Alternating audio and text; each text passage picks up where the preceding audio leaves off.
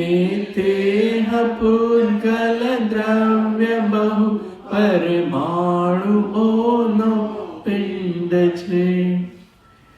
અહીંયા શુભ ને અશુભ જે જીવના ભાવ છે એ કહે છે કે શુભ ઉપયોગ છે એ જાણે જીનોને, જીનેન્દ્ર ભગવાનને જાણે છે, શ્રદ્ધે છે, સિદ્ધ ભગવાનને, અણગાર જે આચાર્ય ઉપાધ્યાય સાધુ પરમેષ્ઠી એમને એ જીવો પ્રત્યે એમને અનુકંપા પણ છે અને સર્વ જીવો પ્રત્યે અનુકંપાવાળો ઉપયોગ છે એ શુભ ઉપયોગ છે.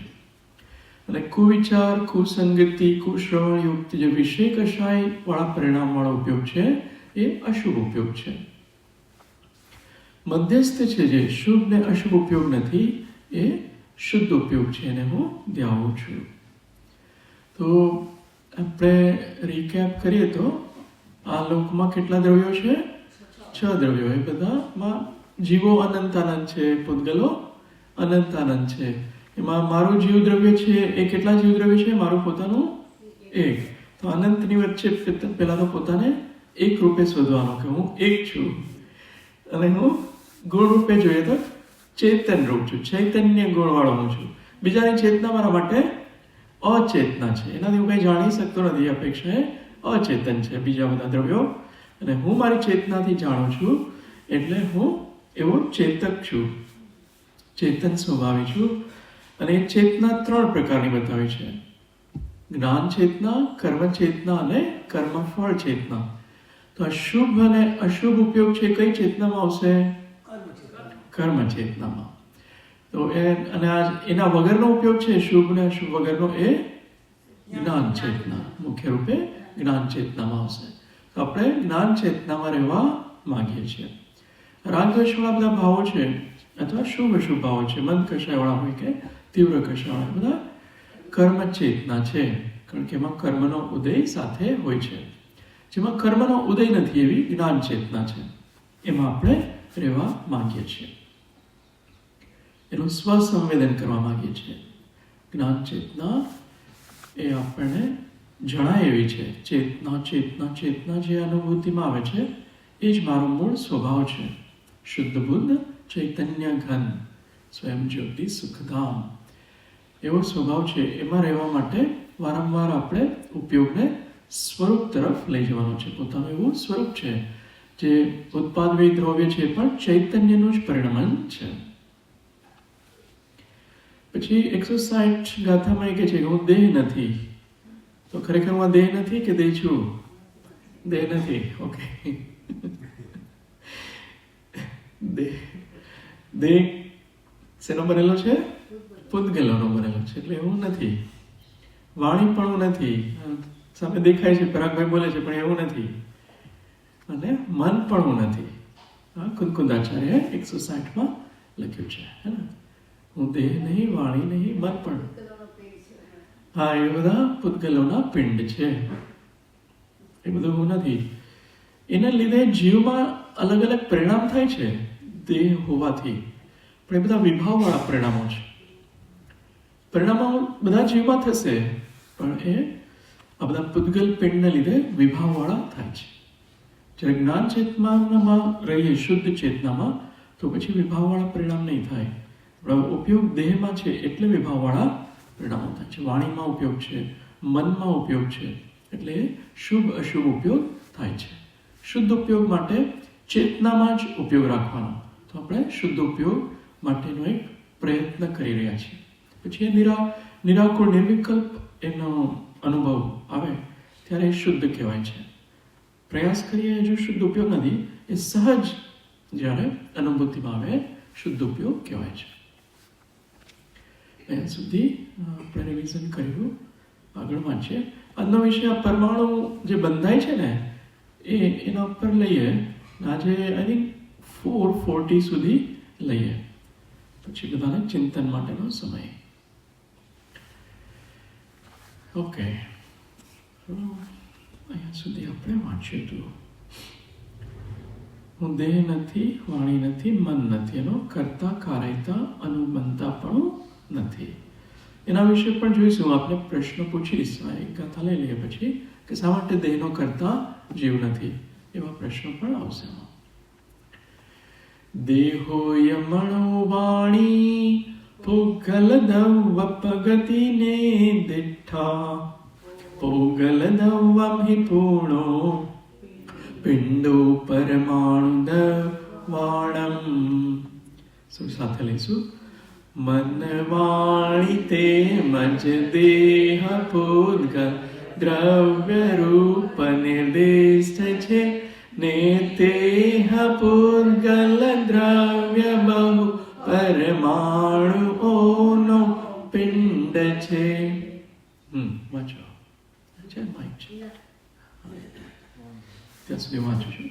દેહ, મન અને વાણી પૂદગલાત્મક વિતરાગ દેવે કયા છે અને તે દેહાદિ પૂદગલ દ્રવ્ય પરમાણુ દ્રવ્યોનો પિંડ છે. તો જિનેન્દ્ર ભગવાને આ ત્રણેયને પૂદગલાત્મક કયા છે. તે દેહાદિ એ ત્રણેય છે એ પરમાણુઓનો પિંડ છે. આ બધા પરમાણુઓ છે. કઈ રીતે આવ્યા બધા પરમાણુઓ આત્માની આસપાસ? પોતે એવા ભાવ કર્યા હતા એટલે આવ્યા. અને પહેલેથી ચાલુ કરવું હોય તો એ હતા જ, હંમેશાથી છે. જીવ ક્યારેય શુદ્ધ અવસ્થામાં હતો જ નહીં, હંમેશાથી અશુદ્ધ છે. પરમાણુઓ અને જીવ બંને એક જ ક્ષેત્રોમાં સંશ્લેષ સંબંધી બંધાયેલા છે. એને છૂટા પાડવા માટે શું કરવું પડશે? 14 ગુણસ્થાનની પરિપાટીમાંથી પાસ થવું પડશે ને. સમ્યક તો 4થું ગુણસ્થાન, પછી અણુવ્રત લઈએ, મહાવ્રત લઈએ, પછી શ્રેણી, પછી અરિહંત અને સિદ્ધ. તો એમાંથી બધાએ પસાર થવું જ પડશે, બીજો કોઈ માર્ગ નથી. એ રત્નત્રયને લીધે એ 1 થી 14 ગુણસ્થાન હોય છે. પછી એ પિંડ છે પરમાણુનો. એ હું જ આ દેહ છું એવું શા માટે લાગે છે કે હું જ આ દેહ છું? એવું શું કામ? એવું કેમ લાગે છે ને ઘણી વાર કે હું જ આ પરાગ છું કે દેહ છું? મિથ્યાત્વના લીધે. ઓકે, અનાદિનો અભ્યાસ, મિથ્યાત્વ.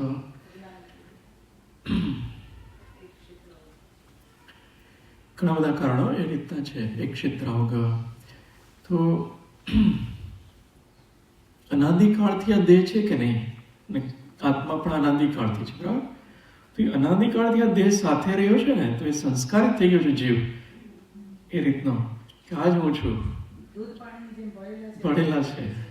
એને છૂટા ભેદ વિજ્ઞાનથી કર્યો નથી કે આ દેહ જુદો છે, હું જુદો. અનાદિકાળના સંસ્કારો એ રીતે પડેલા છે. જેવી એક ક્ષેત્રમાં દેખાય છે એને જ હું માની લે છે જીવ. બે જણા એક જ ક્ષેત્રમાં છે અને આનો જ્ઞાન ગુણ છે એટલે આ જોઈ શકે છે કે અહીંયા તો આ બધા પૂદગલો છે, એટલે એને પોતાનું માન કે હું અહીંયા ચાલું છું તો એ પણ મારી સાથે આવે છે, એટલે એવું જ હોવો જોઈએ. અહીંયા જઈએ તો એ સાથે આવે છે, અહીંયા જઈએ તો એ સાથે આવે છે, એટલે એને હું પણ થઈ ગયું છે. દિવસ ને રાત સાથે જ સાથે, સુવાનું સાથે, જાગવાનું સાથે, પડછાડી જવાનો ને એ છૂટો પડતો જ નથી. હું જ જાગું છું, હું જ સુઈ ગયો, એવું એને થાય છે. એને લીધે અનાદિકાળથી એ દેહાધ્યાસ છૂટતો નથી. જેમ અનાદિકાળથી એટલે શરીર 5 ઇન્દ્રિયોમાં સ્પર્શ ઇન્દ્રિય છે, એ રીતે અનાદિકાળ આત્મા સાથે શરીર છે. ગમે તે હોય, 1 ઇન્દ્રિય, 2 ઇન્દ્રિય, 3 ઇન્દ્રિય. તો એ રીતનું એની સંસ્કાર, એવી આદત, એવું અજ્ઞાનના લીધે ભલે અહીં આપણે બોલીએ છીએ હું આત્મા છું એમ, પણ એ કન્ટિન્યુ હંમેશા દરેક ટાઈમ એવું મુશ્કેલ હોય છે. અને એના માટે અભ્યાસ જોઈએ. જે અનાદિકાળથી એટલો બધો અભ્યાસ કર્યો છે એ થોડા ટાઈમમાં એક જ ભાવમાં અભ્યાસ કરવાથી થશે નહીં. એને છૂટો પાડવા માટે જ્ઞાનીના વચનો છે ને, એને લીધે એ ભલે અનાદિથી આવી રીતનું બ્લન્ડર કહીએ, મિસ્ટેક કહીએ, પણ જ્ઞાનીના વચનોથી એક જ ભાવમાં છૂટો પણ પડી શકે એવું છે. એનું વચન થી પછી જીવ પુરુષાર્થ કરે, ભેદ વિજ્ઞાન કરે તો એ છૂટો પડી જાય છે. જેમ અંધકારનું દ્રષ્ટાંત આપે છે ને બધા, કે અજવાળું કોઈ લાઇટ કરે તો અંધકારને દૂર થતાં કેટલી વાર લાગે? કોઈ વાર નથી લાગતી. એ રીતે જ્યારે તે જીવ ભેદ વિજ્ઞાન કરી આત્મજ્ઞાન પ્રાપ્ત કરે છે ત્યારે છૂટો પડી જાય છે. પછી ચારિત્ર મૌનો જ ઉદય રહે છે, પછી દર્શન મૌનો ઉદય નથી. એટલે કેવું થાય કે હું ગાયક છું અથવા ચેતન સ્વભાવ છું અથવા જ્ઞાન સ્વભાવી છું એવું રહે, બરાબર. અને પછી ઓલા બહારના જે બધા નિમિત્તો આવે ને, નોકર્મ કહીએ, સ્ત્રી પુત્ર પરિવાર ધન સંપદા, ત્યારે રાગ હોવાથી એમાં તન્મય થાય છે. જેટલો રાગ હશે એટલો વધારે સમય તન્મય થાય. પછી પાછો જ્ઞાન સ્વભાવ આવી જાય છે, પાછો એ તન્મય થાય છે, પાછો જ્ઞાન સ્વભાવ આવી જાય છે. પછી એને ચારિત્ર વધતું જાય છે જ્યારે, ત્યારે એ બહારના કોઈ નિમિત્તોમાં એ તન્મય થતો નથી અથવા બહુ ઓછા સમય માટે થાય છે. દ્રષ્ટાંત મુનિ મહારાજ હોય તો એ બહુ ઓછા સમય, ફ્રેક્શન ઓફ સેકન્ડમાં પાછા આવી જાય છે પોતાના જ્ઞાન સ્વભાવ. આપણે ચારિત્ર જો નથી, એટલે જસ્ટ ઇન જનરલ કહું છું, એવું નથી કહેતો તમે બધા સાધુ કે સાધુ બની જાઓ, બરાબર. એટલે એ ગુણસ્થાન એવું છે કે એમાં કશાય બહુ જ મંદ છે. એમાં એક જ કશાય બચ્યો છે, એક તો સંજ્વલન, એનું અનુભાગ બહુ ઓછો હોય છે. એટલે શું થાય છે કે પાછું તરત જ સ્વરૂપમાં આવી જાય છે. એટલે ચારિત્ર મોહને જેટલો વધારે હશે એટલો વધારે તન્મય થાય છે. સમ્યક દર્શનથી એકવાર ખબર પડી ગયું કે જ્ઞાન સ્વભાવિક ચેતનાનો પુંજ છું, એ બધું એને શ્રદ્ધામાં આવી ગયું, પણ એ વારંવાર ઉપયોગ બહાર જાય છે, પાછું અંદર લેવાનો, પાછું બહાર. એટલે એમાં ઘણા બધા ઓપ્શન્સ છે. વાતચીતનો પ્રયોગ એક છે, હું ત્યાં ડિટેલમાં નથી જતો, પણ એક ઉપાય છે કે નવનીતભાઈ સાથે વાતચીત કરવાની, પોતાના જ આત્મા બનીને વારંવાર રહેવાનું, નવનીતભાઈને ઠપકો આપવાનો, એમાં લોકો કંઈ ખોટું કરતા હોય તો એટલે તમે આત્મા બનીને એને ઠપકો આપો, એ રીતે બી વાતચીત કરી શકાય. એટલે એને છૂટો પાડવા માટે કેટલા બધા ટૂલ્સ છે, અત્યારે બધા નથી લેતો, પણ એ રીતે છૂટો પાડ જ કર્યાનો. પછી એ સ્વદ્રવ્યમાં એ રહેવાનું વધારે સમય વિતાવશે, સ્વમાં વધારે રહેશે. ટીકા વાંચીએ. શરીર, વાણી અને મન ત્રણેય પરદ્રવ્ય છે, કારણ કે પૂતગલાત્મક છે. તેમને પૂતગલ દ્રવ્યપણું છે, કારણ કે તેઓ પૂતગલ દ્રવ્યના સ્વલક્ષણભૂત સ્વરૂપ અસ્તિત્વમાં નિશ્ચિત રહેલા છે. તથાવિધ પૂતગલ દ્રવ્ય અનેક પરમાણુ દ્રવ્યોનો એક પિંડ પર્યાય રૂપે પરિણામ છે, કારણ કે અનેક પરમાણુ દ્રવ્યોના સ્વલક્ષણભૂત સ્વરૂપ અસ્તિત્વનો અનેક હોવા છતાં કથનચિત સ્નિગ્ધત્વ વૃક્ષત્વકૃત બંધ પરિણામની અપેક્ષાએ એકપણે અવભાસે છે. તો પૂતગલનું પિંડ છે ને, એમાં પિંડમાં કેટલા પૂતગલો છે? આ શરીરમાં અનંત પૂતગલો છે. તો એ બધા સ્નિગ્ધ વૃક્ષ ગુણને લીધે બધા ચોટેલા છે, એટલે પિંડ બની ગયું છે. જેમ લોટમાં તો અનંત પરમાણુ છે ઓલા, અને એમાં પાણી નાખો કે ઘી નાખો પછી એનો ડવ બનાવો તો એમાં અનંત પરમાણુ પિંડ બની જાય છે. એવી રીતે આ શરીરમાં પણ બધા પિંડ બની ગયા છે. એટલે એમાં આત્મા જુદો છે આ બધાથી. આત્માનું અસ્તિત્વ છે, સ્વરૂપ અસ્તિત્વ છે. ચૈતન્ય એ દ્રવ્ય ગુણ પર્યાય છે અને ઉત્પાદનીય દ્રવ્ય પણ ચૈતન્ય રૂપ છે. આ પૂતગલમાં વર્ણગંધ સ્પર્શ રૂપ છે. બેના સ્વરૂપ અસ્તિત્વ એકદમ અલગ છે. એકમાં ચૈતન્ય રૂપ છે દ્રવ્ય ગુણ પર્યાય, અને એકમાં વર્ણગંધ સ્પર્શ રૂપ છે.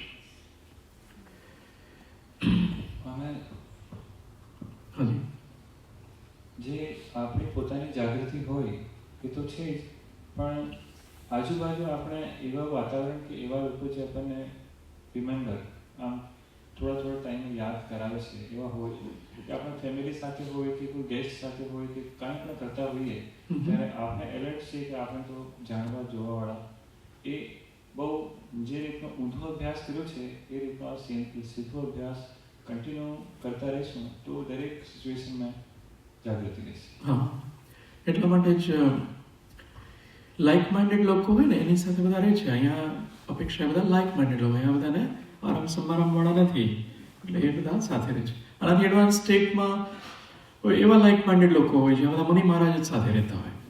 એનાથી એડવાન્સ સ્ટેજ જે છે એમાં જંગલમાં પોતે એકલો જ રહે છે, એકલ વિહારી કહીએ તો. ઉપાદાન બહુ તગડું હોય ત્યારે બીજા બધા એવું મને યાદ કરાવે કે હું આત્મા છું, એવા બધાની જરૂર નથી. ઉપાદાન એકદમ તગડું હોવું જોઈએ. આપણું નબળું ઉપાદાન છે એટલે નિમિત્તો શોધીએ છીએ કે સારા નિમિત્તો મળે તો મને થોડી હેલ્પ મળે. તો એ ઉપાદાનને આપણે મજબૂત કરવા માંગીએ છીએ કે બહારના લોકો ગમે તેવા હોય પર આત્મામાં જ રહેવું છે, તો એવું મજબૂત કરવા માંગીએ છીએ. હા, એ નિમિત્ત છે. પછી બરાબર છે ને અહીંયા સુધી? એક આનો પ્રયોગ આપણે વાંચવાનો હતો. સોરી, એક મિનિટ. પ્રયોગ અહીંયા છે.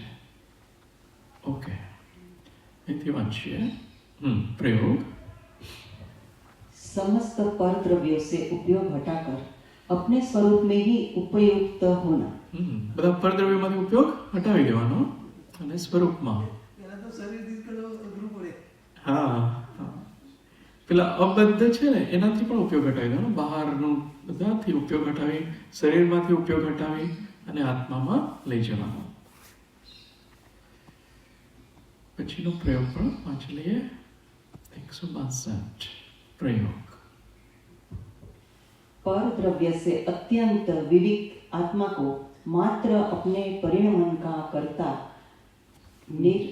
निरखना. मतलब पर द्रव्यों थी भिन्न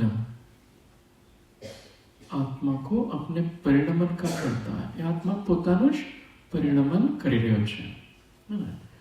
એ ચેતના જો આ તમારે એક ટ્રાય કરવાની કે બેઠા હોય ને સહજ કંઈક વિચાર આવતો હોય ને એ કર્મના ઉદયથી આવતા હોય, તો એ વિચારો છે એવા મારે ભાવ કરવા છે કે મારે જ્ઞાન સ્વભાવમાં રહેવામાં ભાવ કરવા છે?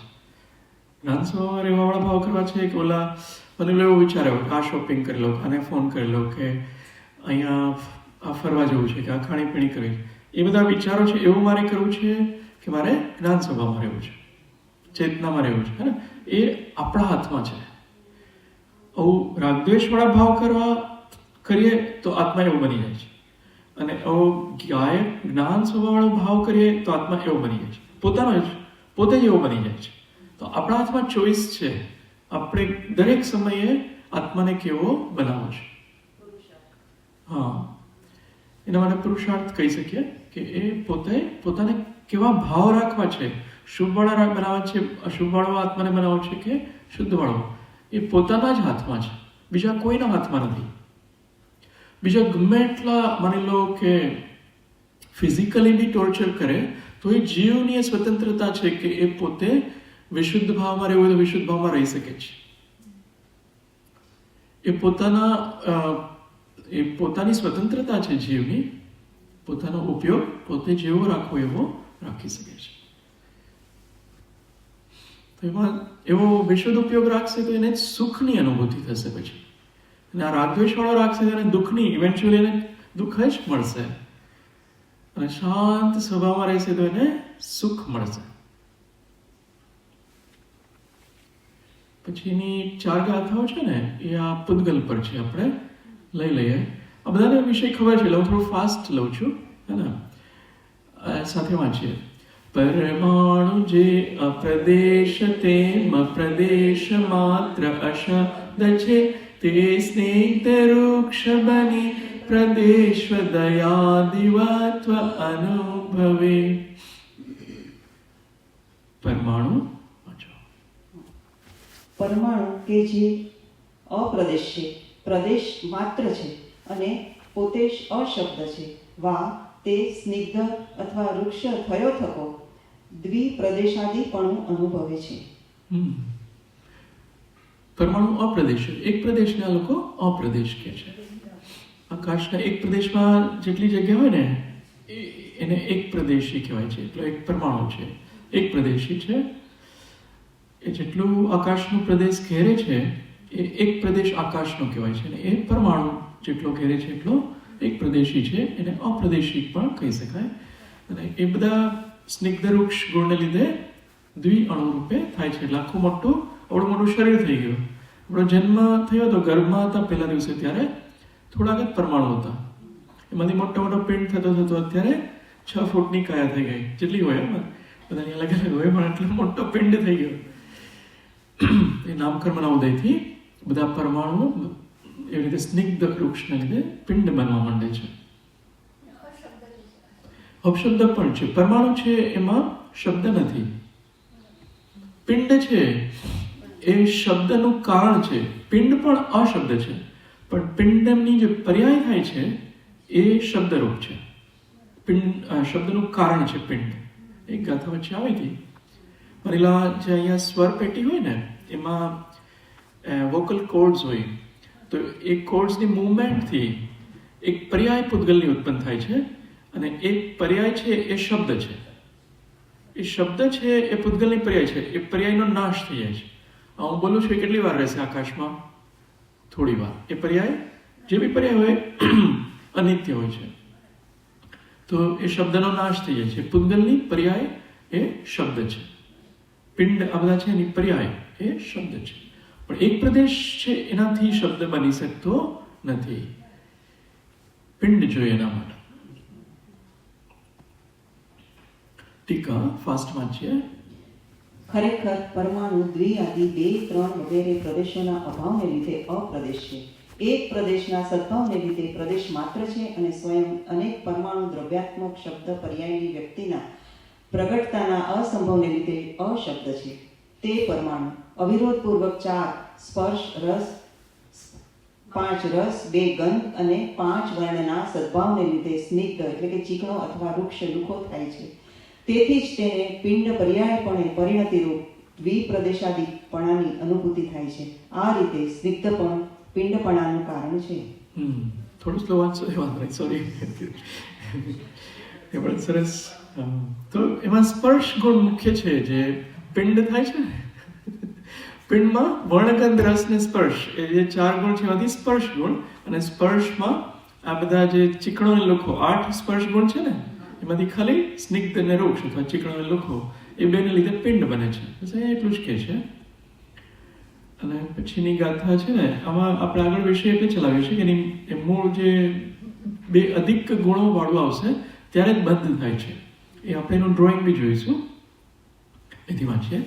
એકાંશથી આરંભી જા અવિભાગ અંશ અનંત છે, સ્નેહત્વ વૃક્ષત્વ એ પરિણામથી પરમાણુને.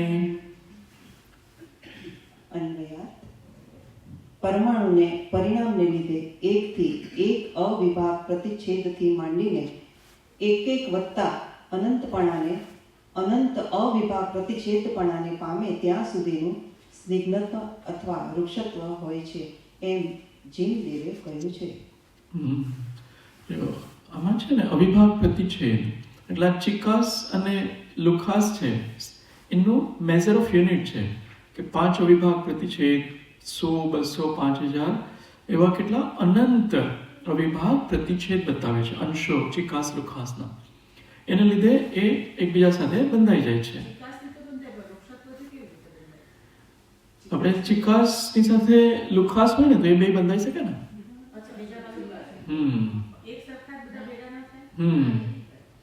ચિકાસ સાથે લુખાસ બી બંધાઈ શકે, અને ચિકાસ સાથે ચિકાસ પણ બંધાઈ શકે, અને એકચ્યુઅલી આમાં લુખાસ સાથે લુખાસ પણ બંધાઈ શકે. એ રીતે આપ્યું છે કે એમાં અવિભાગ પ્રતિચ્છેદ અલગ અલગ છે એટલે એ બંધાઈ શકે છે.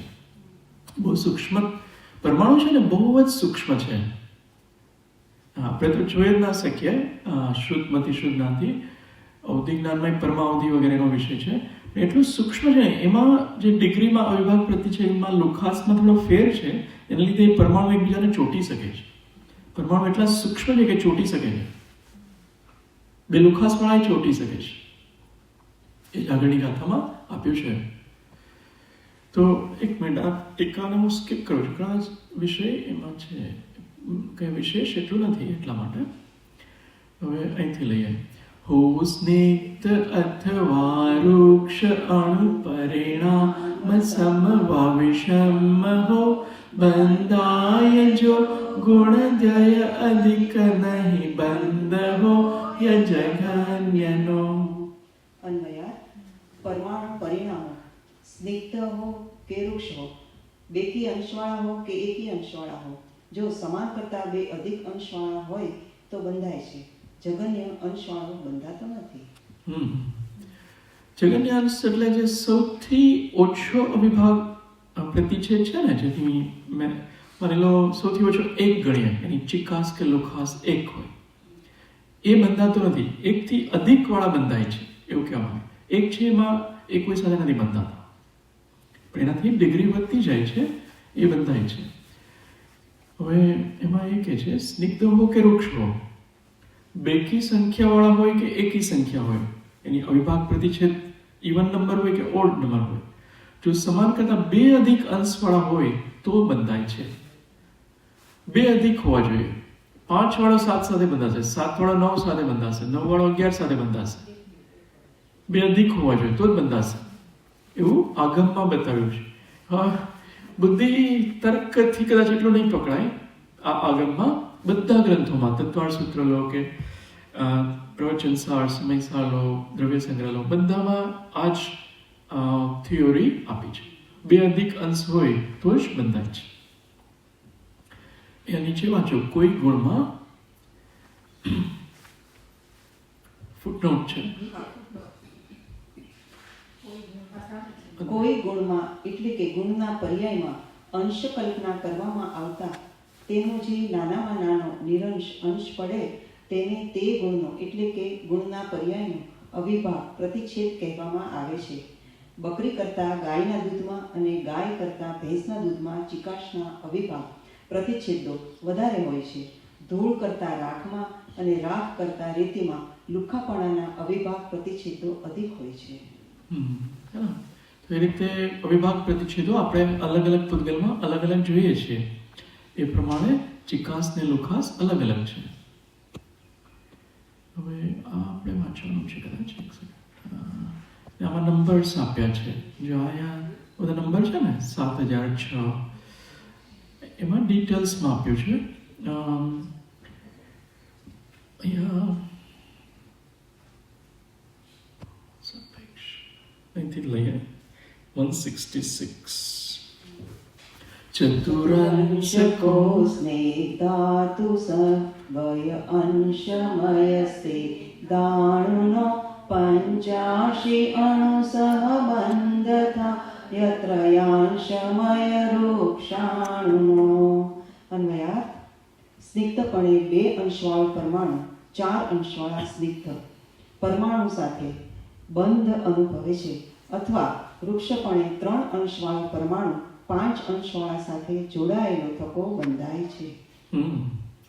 આ કોણે લખ્યું છે?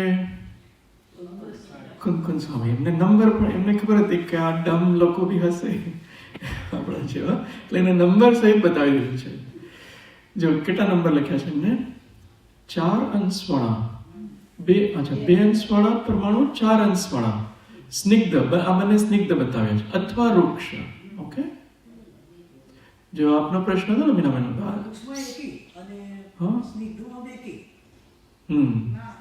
ના બંને વૃક્ષ હોય કે સ્નિગ્ધ?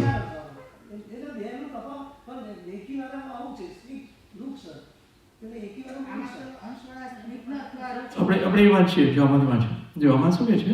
સ્નિગ્ધપણે 2 અંશવાળો પરમાણુ અને 4 અંશવાળા સ્નિગ્ધ અથવા વૃક્ષ. ઓકે, 4 અંશવાળા સ્નિગ્ધ પણ હોઈ શકે, વૃક્ષ પણ હોઈ શકે, બંધ અનુભવે છે. અથવા વૃક્ષપણે 3 અંશવાળો પરમાણુ, એ વૃક્ષનું દ્રષ્ટાંત છે, 5 અંશવાળા સાથે જોડાયો થકો બંધાય છે.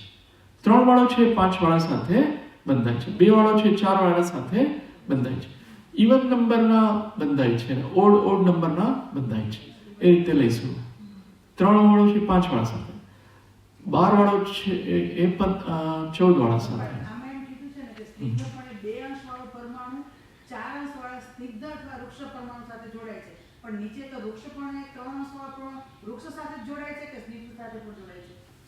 બંને સાથે જોડાઈ શકે છે. નીચે ટીકામાં વધારે સ્પષ્ટ કર્યું છે. ટીકા વાંચી લઈએ, એમાં બધા કોમ્બિનેશન્સ બતાવ્યા છે અને મેં આખો ચાર્ટ બનાવ્યો છે. એ આપણે 5 મિનિટમાં પૂરું કરીએ. હે ને? ટીકા વાંચો. યથોક્ત હેતુથી જ પરમાણુઓને પિંડપણું થાય છે એમ નક્કી કરવું. કારણ કે 2 અને 4 ગુણવાળા તથા 3 અને 5 ગુણવાળા એવા 2 સ્નિગ્ધ પરમાણુઓને અથવા એવા 2 વૃક્ષ પરમાણુઓને અથવા એવા બે સ્નિગ્ધ વૃક્ષ પરમાણુઓને એક સ્નિગ્ધ અને એક વૃક્ષ પરમાણુ બંધની પ્રસિદ્ધિ કહ્યું છે. આમાં આપણે લઈએ. હા, ફૂટનોટ છે આમાં. ઓકે. અહીંથી આખું વાંચી લઈએ, પછી આપણે ડિસ્કસ કરીએ. અર્થ વાંચો. અર્થ: પૂતગલો રૂપી અરૂપી હોય છે. ત્યાં સ્નિગ્ધ પૂતગલો સ્નિગ્ધ સાથે બંધાય છે, વૃક્ષ પૂતગલો વૃક્ષની સાથે બંધાય છે, સ્નિગ્ધ અને વૃક્ષ પણ બંધાય છે. જગન્ય સિવાય એકી અંશવાળો હોય કે બેકી અંશવાળો હોય, સ્નિગ્ધનો બે અધિક અંશવાળા સ્નિગ્ધ પરમાણુ સાથે, વૃક્ષનો બે અધિક અંશવાળા વૃક્ષ પરમાણુ સાથે અને સ્નિગ્ધનો બે અધિક અંશવાળા વૃક્ષ પરમાણુ સાથે બંધ થાય છે. આમાં બધી રીતે બંધ બતાવ્યો છે ને. બે અધિક હોવા જોઈએ, સ્નિગ્ધ હોય કે વૃક્ષ હોય, બે અધિક હોવા જોઈએ. જે ઉપર લખ્યું છે ને કે જગન્ય સિવાય એકી અંશવાળા હોય કે બેકી અંશવાળા હોય, કોઈ બી હોય, સ્નિગ્ધનો અધિક અંશવાળા સ્નિગ્ધ સાથે અને વૃક્ષનો બે અધિક અંશવાળા વૃક્ષ સાથે અને સ્નિગ્ધનો વૃક્ષ પરમાણુ સાથે બંધ થાય છે. બધી રીતે બંધ થઈ શકે છે. ભાવાર્થ: બે અંશથી માંડીને અનંત અંશ સ્નિગ્ધતા કે વૃક્ષતાવાળો પરમાણુ તેનાથી બે અધિક અંશ સ્નિગ્ધતા કે વૃક્ષતાવાળા પરમાણુ સાથે બંધાઈને સ્કંદ બને છે. જેમ કે બે અંશ સ્નિગ્ધતાવાળો પરમાણુ 4 અંશ સ્નિગ્ધતાવાળા પરમાણુ સાથે બંધાય છે. 91 અંશ સ્નિગ્ધતાવાળો પરમાણુ 3 અંશ વૃક્ષતાવાળા પરમાણુ સાથે બંધાય છે. 533 અંશ વૃક્ષતાવાળો પરમાણુ 535 અંશ વૃક્ષતાવાળા પરમાણુ સાથે બંધાય છે. 7006 અંશ વૃક્ષતાવાળો પરમાણુ 7008 અંશ સ્નિગ્ધતાવાળા પરમાણુ સાથે બંધાય છે. આ ઉદાહરણો પ્રમાણે 2 થી માંડીને અનંત અંશો અવિભાગ પ્રતિચ્છેદો સુધી સમજી લેવું. અહીંયા સ્પષ્ટ થઈ ગયું છે. માત્ર એક અંશવાળા પરમાણુમાં જગન્ય ભાવને લીધે બંધની યોગ્યતા નથી. તેથી એક અંશવાળો સ્નિગ્ધ કે વૃક્ષ પરમાણુ 3 અંશવાળા સ્નિગ્ધ કે વૃક્ષ પરમાણુ સાથે પણ બંધાતો નથી. એક અંશવાળો છે જગન્ય છે, એ કોઈ સાથે બંધાતો નથી. એની પર્યાય બદલાશે. દરેક પૂતગલ છે એની પર્યાય હોય ને, સ્નિગ્ધતા, સ્પર્શી. એ માની લો 2 વાળો થઈ જશે ને જ્યારે, અથવા અધિક વાળો, ત્યારે બંધાશે. 1 વાળો જ્યારે છે ત્યારે કોઈ સાથે નહીં બંધાય. એની પર્યાય બદલાશે, પછી એ બંધાઈ શકે છે. આ રીતે એક અંશવાળા સિવાય 2 પરમાણુઓ વચ્ચે 2 અંશોનો તફાવત હોય તો જ તેઓ બંધાય છે. 2 કરતાં વધારે કે ઓછા અંશનો તફાવત હોય તો બંધ થતો નથી. જેમ કે 5 અંશ સ્નિગ્ધતા કે વૃક્ષતાવાળો પરમાણુ 7 અંશવાળા પરમાણુ સાથે બંધાય છે, પરંતુ 5 અંશવાળો પરમાણુ 8 અંશવાળા કે 6 અંશવાળા અથવા 5 અંશવાળા પરમાણુ સાથે બંધાતો નથી. હે ને? એકદમ ક્લિયર છે. 5 વાળો છે 8 વાળા સાથે નહીં બંધાય, 6 વાળા સાથે જ બંધાશે. 6 વાળો છે 8 સાથે જ બંધાશે, 9 વાળા સાથે નહીં કે 7 વાળા સાથે નહીં બંધાય. બે અધિક અવિભાગ પ્રતિચ્છેદ હોવા જોઈએ તો બંધાય છે. આ વિશ્વમાં 68 પૂતગલ પરમાણુઓ ભરેલા છે. એમાં જે બે અધિક વાળા હોય એ બંધાય છે, બીજા નહીં બંધાય. હા, એકબીજા માટે 2 ઓછા થઈ ગયા ને, 2નો ડિફરન્સ બસ હોવું જોઈએ. અને એક પરમાણુ સાથે અનંત જીવો પણ બંધાયેલા છે. હા, જીવો પેલી રીતે નથી બંધાયેલા. એક ક્ષેત્રમાં ખાલી રહે છે. હા, જો અહીંયા હું પણ ઘણા ટાઈમે જોઈ રહ્યો છું સ્નિગ્ધતા વૃક્ષતા. આવી રીતે જસ્ટ આમાં બકરી ગાય ભેંસનું દૂધ છે ને, ધૂળ રાખ રેતી, એ લુખાસ માટે છે, પેલું ચિકાસ માટે છે. અહીંયા જે મેં જસ્ટ એ પિક્ચર મળેલું ગાય, શીપ અને ગોટ, તો એમાં પ્રોટીન એ બધા અલગ અલગ મેઝરમેન્ટ્સ છે ને. ગાય છે એના અલગ અલગ છે, શીપના અલગ છે, ગોટના અલગ છે. એની ચિકાસમાં ફરક હોય છે, એ અહીંયા બતાવે છે. એ એમાં પૂતગલોની સ્નિગ્ધતા રૂક્ષતા અલગ અલગ હોય છે ત્રણેયના દૂધમાં. એ જે અહીંયા લખ્યું છે 9 વાળો 11 સાથે બંધાઈ શકશે, 11 વાળો 9 સાથે, પણ 5 વાળો 5 સાથે નહીં બંધાય, 5 વાળો 8 સાથે નહીં બંધાય, 6 વાળો 5 સાથે નહીં બંધાય. એ બધું અહીંયા સેમ જ વસ્તુ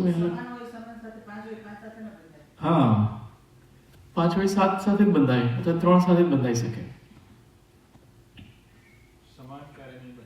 હા સમાન નથી બંધાતા.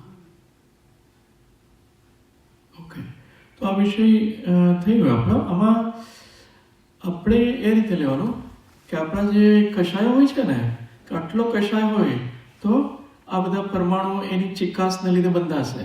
કષાયમાં શું હોય છે? ચિકાસ હોય છે. જેટલો વધારે કષાય એટલી વધારે ચિકાસ, એટલા વધારે ચીકણા પરમાણુ બંધાશે. એટલે કષાય નહીં કરવાના, નહીં તો ચીકણા પરમાણુઓ બંધાશે. કષાય છે ને એમાં ચિકાસ છે અને જ્ઞાન સ્વભાવમાં ચિકાસ નથી. હાજી શું કહ્યું? હા અરૂપી છે પણ એમાં ચિકાસ. હા હા પરમાણુ ઓકે એ પેજ પર છે. ઓકે ઓકે એ આવે છે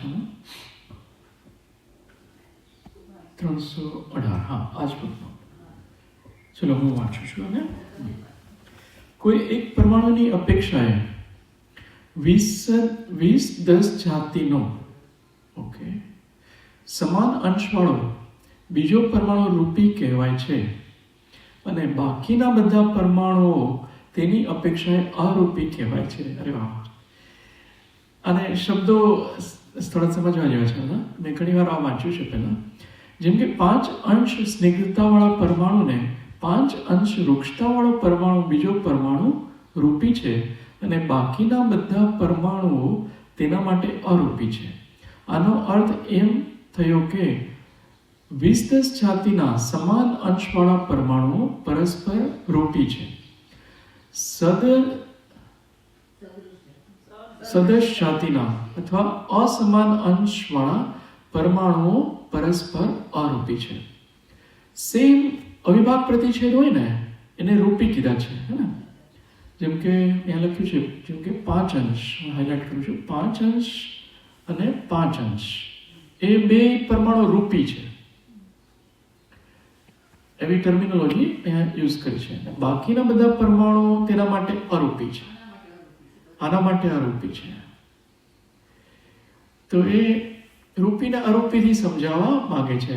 બંધ કઈ રીતે થાય ને એમાં રૂપી અરૂપી જે અહીંયા ઉપર લખ્યું છે ને એ જ અહીંયા કહેવા માંગે છે, રૂપી ને અરૂપી. પણ આમાં આપણે અત્યારે મતલબ આ ઓપ્શનલ છે આ સમજવું. ખાલી જે આ મૂળમાં સમજાવ્યું છે ને 2 અધિક ગુણવાળું એટલું સમજાઈ જાય તો એ બંધ એના માટે એ થઈ જાય છે. રૂપી અરૂપીથી સમજવું પણ સમજી શકાય એવું છે. એ અનધર વે ટુ અન્ડરસ્ટેન્ડ.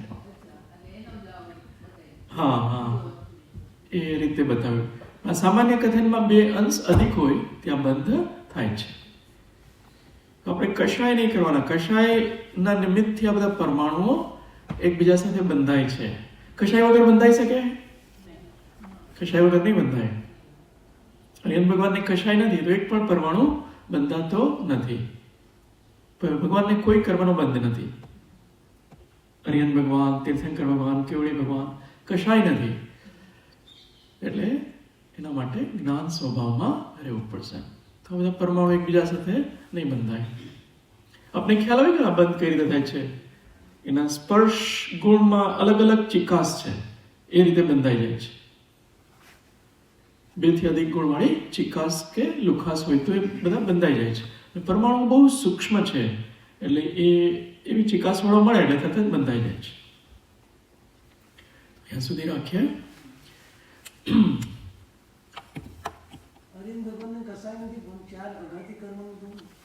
હા એમાં કશાય નથી ને અઘાતીમાં, એટલે નથી બંધાતા. અઘાતીનો વાંધો નથી, ઘાતીનો જ વાંધો છે. કશાયનો જ પ્રોબ્લેમ છે. કશાય નથી તો બંધ નથી. આશરો છે પણ એ ઇરિયાપથ આશરો છે, બંધ નથી. હરિહંત ભગવાનને માત્ર ઇરિયાપત આશરો છે. સાતાવેદનીના પરમાણુ આવીને ખરી જાય છે, એક સમયવાળા છે ને, ખરી જાય છે. કશાય નથી એટલે બંધાઈ નથી શકતા. જ્યાં જ્યાં કશાય છે ત્યાં